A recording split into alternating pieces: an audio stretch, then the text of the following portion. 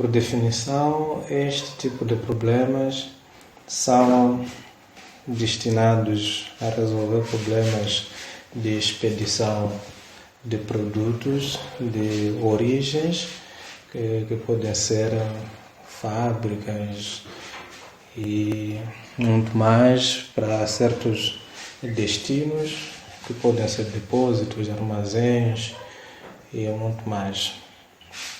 Então, a expedição deve ser feita de maneiras que se minimize o custo de transporte. Isso significa, logo ao começar, que os problemas de transporte têm como objetivo minimizar o custo total de transporte de mercadorias, de bens, de origens para os seus destinos. É importante também realçar aqui que diz-se geralmente que as origens são ofertas e os destinos são demandas.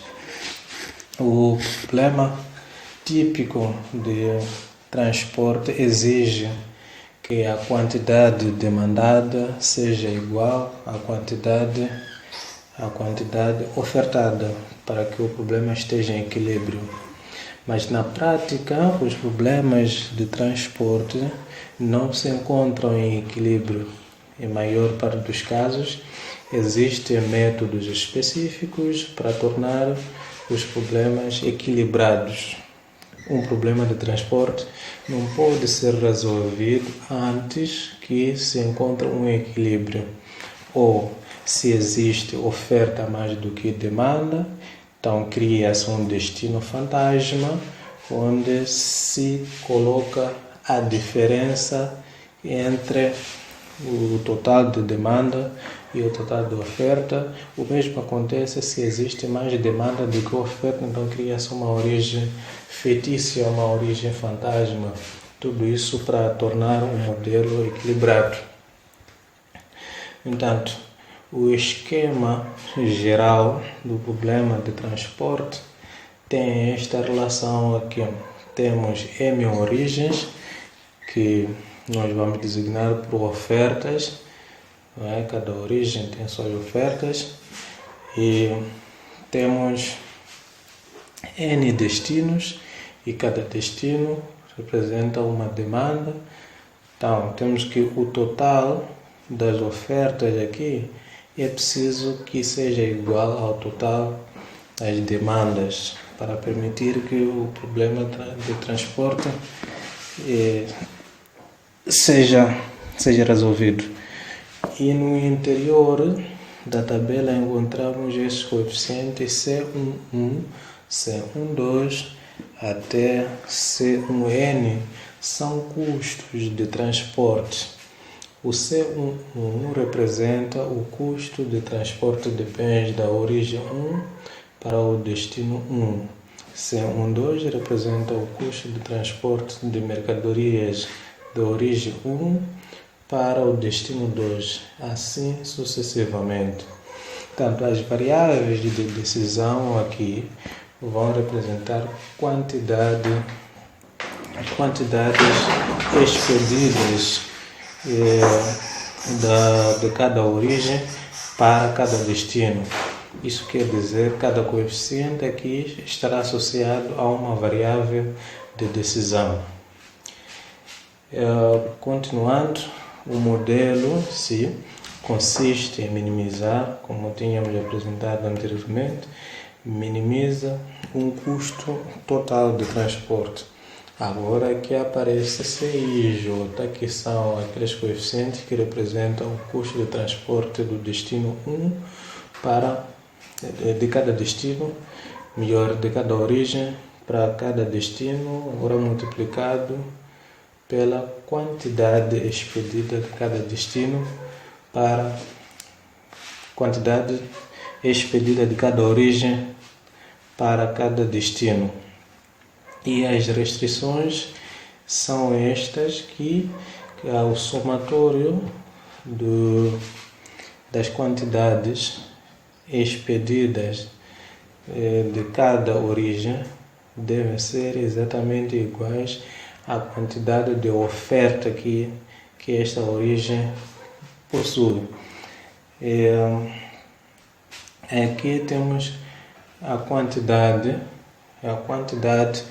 que vai ser expedida para um destino DJ deve ser igual exatamente à demanda que este destino tem. Então, essas são as restrições que o modelo do problema de transporte possui. São duas restrições, incluindo restrição de não negatividade. Não se pode enviar quantidade negativa, não se pode fazer uma expedição negativa, ou não se encomenda nada, não se faz nenhuma expedição, ou então expede-se alguma coisa, o que significa maior que zero. Então as restrições são estas, recordando que a função objetivo do problema de transporte sempre é de minimizar, porque procura minimizar o custo total de transporte. Feita esta pequena apresentação, vamos a um exemplo que preparamos com a finalidade de ilustrar como é que se faz a modelação do problema de transporte. Um dos principais produtos desta empresa são ervilhas enlatadas, e estas são preparadas em 3 fábricas. Quer dizer que aqui temos as origens. As origens são as fábricas que se dedicam a produzir as ervilhas enlatadas. E depois são transportadas do caminhão para 4 depósitos de distribuição. Aqui já está claro que a origem são as fábricas e o destino de produtos são os depósitos, os armazéns. E pelo facto de custo de transporte serem despesa importante, claro, a gerência da empresa está iniciando um estudo para produzi-los tanto quanto possível. E as informações em unidade de caminhões, quer dizer que as variáveis de decisão serão quantidade de caminhões que serão expedidas de cada fábrica para cada depósito, juntamente com os custos de transporte por caminhão para cada combinação fábrica-depósito são dados na tabela. Ok, vamos ver a tabela a seguir.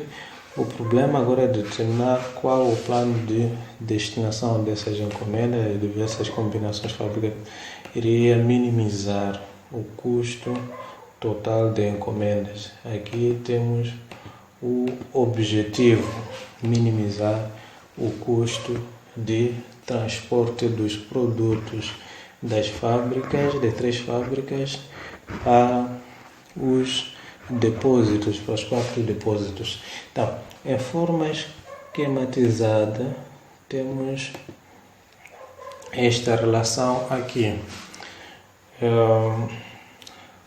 Das origens, nós temos as fábricas 1, 2, 3. E a fábrica 1 tem um total de 75 unidades de oferta. E a fábrica número 2 tem 125 unidades para ofertar. E a fábrica número 3 tem 100 unidades para ofertar. Essas unidades são caminhões, não é? Porque o problema fala de quantidade de caminhões a expedir de cada fábrica para cada destino. Enquanto que o depósito 1 necessita de 80 unidades, o depósito número 2 necessita de 65 unidades, o depósito número 3 necessita de 70 unidades e o depósito número 4 precisa de 85 unidades. Então, se fazermos somatórios das origens, da origem, que é a oferta praticamente, quantidades que as fábricas dispõem, aqui teremos 300 unidades, significa que temos um total de 300 caminhões que saem das fábricas. E se nós fazermos o somatório das demandas, teremos 80, 70, 150 e teremos 65 mais 85, também dá 150, que o total vai ser 300, então 300 aqui. O nosso problema está equilibrado, e estando o nosso problema equilibrado, podemos resolver. Para fins das nossas aulas, vamos simplesmente tratar dos problemas equilibrados. Os problemas não equilibrados são casos específicos que individualmente devemos aprofundar a posterior. Para nossas aulas, vamos utilizar apenas os problemas equilibrados. Ok, estes são custos de transporte. Transportando um caminhão da fábrica 1 para o depósito 1 a um custo de $464 norte-americanos. Aqui para transportar, para fazermos uma expedição de um caminhão da fábrica 1 para o depósito número 2, é necessário despender $513 norte-americanos e assim sucessivamente até o último coeficiente aqui, que representa o custo de transporte por caminhão da fábrica 3 para o depósito número 4. Então, como criarmos o nosso modelo? O nosso modelo consiste em minimizar o custo total de transporte. O que quer dizer? Este coeficiente 464 tem a sua variável correspondente, que vai ser a variável x11, que vai representar a quantidade de caminhões a serem expedidos da fábrica 1 para o depósito 1, e multiplicando por custo unitário, vamos acabar obtendo o custo total de expedição da fábrica 1 para o depósito 1. Isso faz-se para todas as variáveis que aqui se encontram, de tal forma que o custo total de transporte será dado por esta forma: o custo de expedição da fábrica 1 para o depósito 1. O x11 aqui representa o número de caminhões a serem expedidos da fábrica 1 para o depósito 1. Aqui nós temos o custo por cada caminhão a ser expedido da fábrica 1 para o depósito 2. Este é o custo e este aqui representa o número de caminhões a ser expedidos nesta ordem. A fábrica 1 para o depósito número 2. Assim por diante até a última variável aqui associada ao seu custo ou ao seu coeficiente. Temos aqui 685, que representa o custo unitário de expedição por caminhão, e temos o x34. Esta relação de 3, 4 é formada que 3, 4, x3, 4, significa o número de caminhões a sair da fábrica 3 para o depósito número 4. Então, o somatório de todas essas parcelas nos dá o custo total de expedição este custo que precisa ser minimizado. Como havíamos dizendo, o problema de transporte sempre consiste em minimização.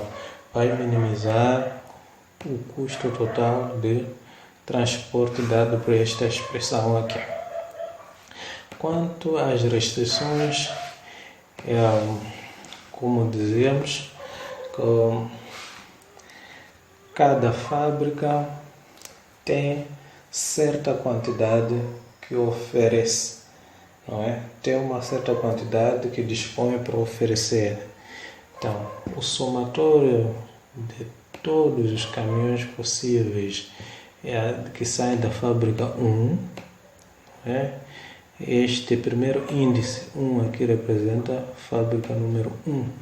Então, os caminhões que saem da fábrica 1, quantidade de caminhões que saem da fábrica 1 deve ser exatamente igual a 75, e quantidade de caminhões que saem da fábrica 2, não é? Somado todos os caminhões que saem da fábrica número 2 deve ser igual a 125. Estamos a fazer essa leitura aqui. Deve ser igual a 175, 125, e somatório de todos os caminhões que saem da fábrica número 3 devem ser exatamente 100. É o que nós temos neste primeiro conjunto das restrições: 75, 125 e 100. Essas são as restrições de oferta, não é? As últimas 4 restrições são relacionadas com destino, são as restrições de demanda. Aqui nos concentramos com o segundo índice. O segundo índice 1 representa o depósito onde o caminhão é destinado.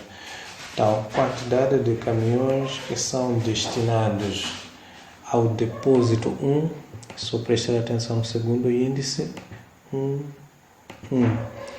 Olhando para a tabela, estamos a falar deste depósito aqui, deve ser exatamente igual a 80, somar todos os caminhões que são expedidos para o depósito 1 deve ser igual a 80, conforme visto aqui. Isso estende-se para a fábrica 2, não é? Vamos ver o segundo índice aqui, este 2 aqui. Então, este é o somatório de caminhões que são expedidos para a fábrica 2, independentemente, para a fábrica 2, não, para o depósito número 2, que é o destino, independentemente de qual fábrica vem. Como podem ver, o primeiro índice varia aqui, não é? O número de caminhões da fábrica 1, mas o depósito tem que ser 2. Número de caminhões da fábrica número 2, mas o depósito tem que ser 2. Número de caminhões da fábrica 3, para o depósito 3. O total de caminhões que vêm de diferentes fábricas, mas com o destino do depósito número 2, devem ser igual a 65, como mostra a nossa tabela aqui, 65. E também se faz para a fábrica, o depósito número 3, também para o depósito número 4. Estamos a dizer que somatório de caminhões que vêm da fábrica 1, 2 e 3 para o depósito número 3 deve ser igual a 70. E aqui o somatório de caminhões que vêm das 3 fábricas para o depósito 4 deve ser igual a 75, cautelando que todas as variáveis de decisão devem ser maiores ou iguais a 0. Esta é uma restrição que faltou colocar aqui, eu vou adicionar agora esta restrição que mostra que, na verdade, quantidade de caminhões a serem expedidos de qualquer fábrica para qualquer depósito deve ser maior ou igual a 0. Então vou abreviar. Aqui x e j tem que ser maior ou igual a zero. E a restrição de não negatividade. Pronto. Então, temos o nosso modelo completo aqui. Não vamos utilizar os algoritmos manuais.